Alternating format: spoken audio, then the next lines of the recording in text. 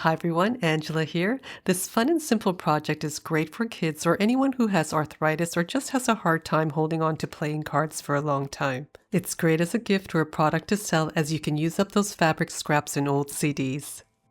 Start by folding a piece of paper in half and then in half again the other way. Place the CD on top so that the corner of the paper is at the center of the hole. Trace around the outer edge and then draw another line adding an inch or 2.5 centimeters to it. The diameter should be about 6.5 inches or 16.5 centimeters. Fold your fabric in half or use 2 pieces of fabric and cut out 2 circles. Next, I'm cutting out 2 more circles out of this cotton batting.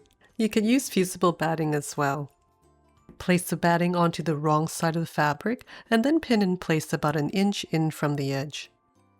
Now we don't want to use regular sewing thread because it breaks too easily. Instead, use a top stitching thread or an upholstery thread that's a lot stronger and won't break. I'm using a Brother NV50S sewing machine. The link for this and the tools I use are in the description below. Set your machine for the longest stitch and the top thread tension to 0. Pull out about 5 or 6 inches of top and bobbin thread and then stitch around the circle about 1/4 inch or 6 millimeters from the edge. Finish your stitching right beside the first stitch and don't overlap. Cut your thread, leaving about 5 or 6 inches again. Remove the pins and center a CD on the batting. Place the top threads on the CD and out of the way. With one hand, hold the CD securely in place and pull on the bobbin threads tightly together with your other hand. Overlap the bobbin threads and loop one end around twice, pull it tightly and then tie a knot. Grab the other 2 threads and then tie it all together for some extra security.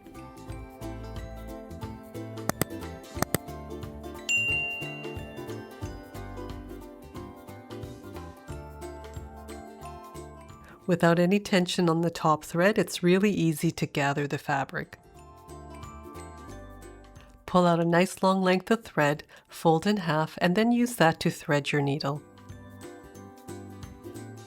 If you want, tie the ends together with a knot. Evenly place the circles with wrong sides together and feel for the center. Put your needle in through the center, pull through the other side, leaving about 6 inches of thread. Place your needle beside the thread, stitch through to the front, stitch to the back, and then stitch to the front again. Pull on both ends so that the stitches are nice and tight. Thread your needle through the back of the button, then through the front, and then thread it through the center of the circle. You can use any size button, but I like to use buttons that are a little bit bigger than the hole in the CD. Pull the thread from the back so the button's sitting nice and flat, and then on the other side, thread your needle through another button. Push the top of the needle through the center of the circle. Now lift the front button a little bit, thread it through, and then pull your needle so that the thread stays underneath the button. Keep pulling it until the back button is nice and flat, then pull on both ends till everything is nice and firm. The circle should lay together nice and flat. You don't want to pull the threads too tight, otherwise they end up bending. Bring the ends together again, loop one end over and tightly tie a knot. Do this several times so that it's nice and secure. Pull up on the thread to lift up the edge of the button and then trim right beside the button. There aren't any obvious knots by attaching the buttons this way.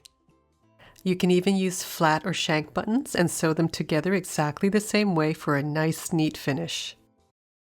Hi everyone, Angela here. I'm really excited to share with you my new design. It's a holder and stand for playing cards. It has 3 pockets that go right across and it folds up flat for easy storage. To make a small plain one, you only need 2 sheets of stiff felt. With extra felt, you can make them multicolored and in different sizes, and also with shaped edges like this. It's really easy and a lot of fun to make and would be a great gift for anyone who likes playing cards. You can find the link for this pattern down below and in the description. For this project, you'll need 2 stiff felt sheets approximately 8 by 12 inches or A4 size. First, remove any stickers from the felt. Turn one of the sheets so it's horizontal. Find the center at the top and bottom edge to cut in half. If this doesn't measure exactly 12 inches, it can be hard to divide in half. To find the center, keep one end of the ruler lined up with the edge and rotate the other end until it's at a whole number. In this case, slide it until the edge reaches 12. Now you can easily mark the center at 6. Repeat at the bottom, then carefully cut in half and put these 2 pieces aside. Turn the other full sheet so it's horizontal. For the pockets, cut 3 strips, each of them 1 3/4 inches wide. Check that you're cutting everything nice and square. Cut a piece 2.5 inches wide for the front base, and the last piece should measure about 4 inches for the back base. Take one of the larger pieces for the front and one of the pocket strips. On the front piece, measure up from the bottom 3 3/4 inches and mark each side. For the top pocket piece, mark each side measuring up 3/4 of an inch from the bottom, or it's 1 inch down from the top. Place the pocket strip on top of the front with the top edge at the marks on the side. Then if you need to, clip together near the top edge. We'll just be stitching across the bottom of the pocket, backstitching at each end. I'm using the Juki TL2010Q sewing machine. The link for this and the tools I use are down in the description below. If you're in Australia or New Zealand, click the link for Echidna Sewing and Juki Junkies for North America. You can use a standard foot to sew this project, or you can switch to one with an edge guide to make it a bit easier. This is the SP18 presser foot with an 1/8 of an inch edge guide. This guide will help you maintain an even stitch line an 1/8 of an inch from the edge. To prevent bird nesting with your threads, sew a scrap piece of fabric first as a leader before sewing the seams. Butt the bottom edge of the pocket right against the guide and stitch across. Backstitch at each end and trim the threads when done. Place the top edge of the second pocket at the marks on the first pocket. There should be an inch between these 2 top edges and the bottom edges. Clip the sides if you need to and stitch across the bottom. If you're finding this video helpful, make sure to like, share, subscribe, turn on all notifications, and leave a comment below. As always, I'd love to know where in the world you're watching from. You can also show your support by becoming a member. Place the third pocket on top, even with the bottom edge. Clip the bottom and make sure both sides are all even. Stitch both sides starting at the top edge of the first pocket and backstitch at both ends. I don't cut the thread at the bottom, I just swing it around and sew the other side from the bottom to the top of the pocket. Take the smaller base and place the front with the pockets on top, match the bottom edges, and clip together at the sides. Place the back piece on top of the larger base, match the bottom edges, and clip together on the sides. Stitch across the bottom on both pieces, backstitching at each end, then trim the threads. Make sure you're stitching with the front and back pieces on top and not the smaller bases.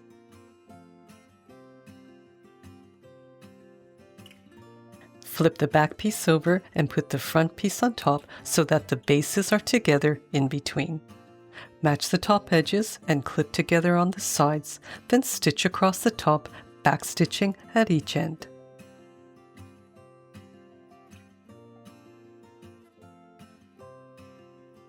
Open up, pull down the bases, and press the seams flat on both sides with your hands.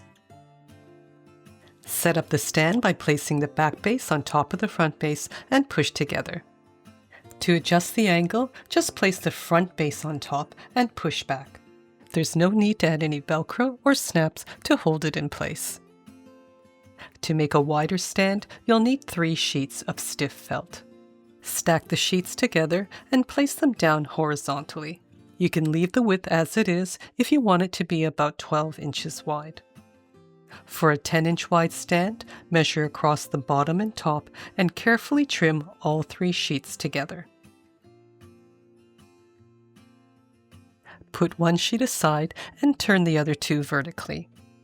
Cut 2 pieces 6 inches wide, then cut the other 2 1 3/4 inches wide. Take the third piece and also turn it vertically. Cut another strip 1 3/4 inches wide, and then a strip 2 1/2 inches wide. This last piece will be about 4 inches wide. So again, you have the front, the back, the 3 pockets, and the 2 bases. Mark the front and the top pocket, then stitch together just like the smaller one. For fancier edges, you can use pinking shears like these that cut a little scallop edge.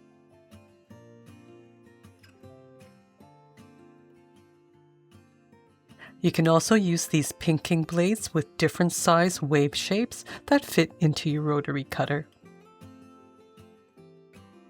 Make sure when you're cutting the strips for the pockets, you're holding the ruler edge at 1 3/4 inches and then running the wavy blade against it.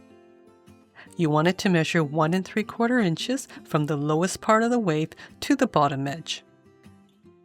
To make a multicolor stand, cut all the pieces the same size as the plain stand in whatever colors you like. Then stitch together exactly the same way, except for the last step if you also want a wavy top edge. For a wavy top edge, instead of 1/8 of an inch, stitch together 1/4 of an inch from the edge.